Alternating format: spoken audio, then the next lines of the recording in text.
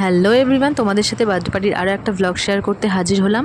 তোমাদের তো বললাম আমরা একটু তাড়াতাড়ি রেডি হইনি, আমাদের আর তাড়াতাড়ি রেডি হয় টানা 1 ঘন্টা গল্প করে দেন রেডি হতে স্টার্ট করেছি। রেডি হয়ে আমি যাচ্ছি ওর বাইকে, আর আমাদের পাশের বাড়ির একটা দাদার বাইকে যাচ্ছে বোন।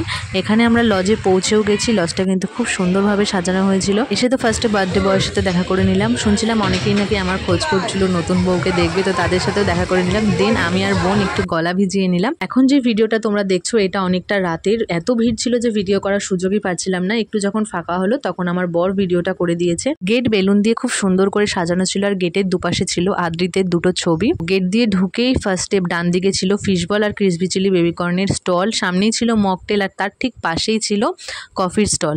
লজের মধ্যে ঢুকে গিয়ে বাঁ দিকে ছিল পানের স্টল। পানের স্টলটাও কিন্তু খুব সুন্দরভাবে সাজানো ছিল, আর মাঝখানে বসেছিলেন আমাদের বাবা মহাদেব। আর এখানে গেস্টদের বসার জায়গা করা হয়েছিল, আর আমাদের আগে যে বাচ্চাটা উঠছে ওটাই ছিল আদ্রিত। এখানে স্ক্রিনে কিছু আদ্রিতের ছোটবেলার ছবি দেখানো হচ্ছিল, আর এটা হচ্ছে আদ্রিতের দাদু। আজকে এত গরম পড়েছিল যে লজের ভেতরে কিছুতেই থাকা যাচ্ছিল না। যতই পাখা চলছিল তবুও মনে হচ্ছিল যে একটু বাইরে দিয়ে ঘোরাঘুরি করলেই মনে হয় বেশি ভালো লাগছিল। আমরা তো কিছুক্ষণ ব্যালকনিতেও দাঁড়িয়েছিলাম। ফার্স্ট ফ্লোর সেকেন্ড ফ্লোর দু জায়গায় খাওয়ার ব্যবস্থা করেছিল, তবুও দেখো কতটা ভিড়। অবশেষে 11:30টার সময় আমরা খেতে বসেছিলাম। এদিকে বসেছিল ডোডো আর লাডো, এই পাশটাতে আমি আর বোন বসেছিলাম, আর আমার বর তোর বন্ধুদের সাথে বসেছিল। এই ভিডিওটাতে আমি তোমাদের সাথে কোনো মেনু শেয়ার করছি না, আমি ঠিক করেছি একটা শর্টসের মাধ্যমে তোমাদের সাথে রাতের মেনুটা শেয়ার করে দেবো।